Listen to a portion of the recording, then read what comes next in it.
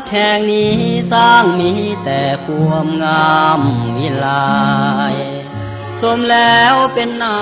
จับใจงามเนื้อถิ่นใดในเล่างามธรรมศาสตร์ตามภูผาป่าดงโขดเขาถิ่นใด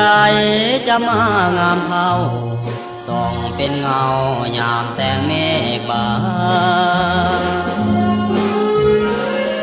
เสียงนกห้องกูยามโตตรูนาอ่อนสอนฟังแล้วเป็นหน้าสะอ่อนเสียงนกมันวอนห้องสาง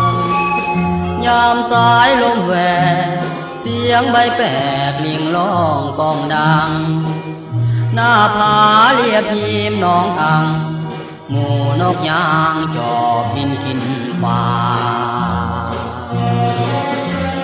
เมืองสุยไผ่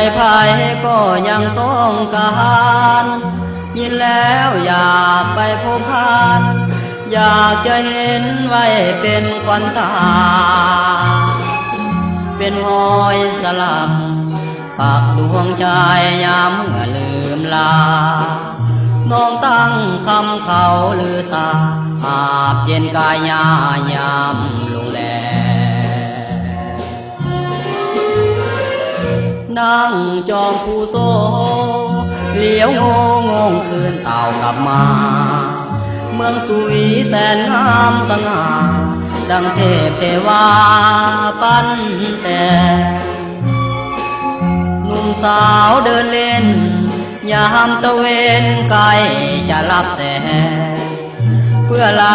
ใต้ฟ้ายามแลงสุขสมทุกแห่งเมืองสุยนี้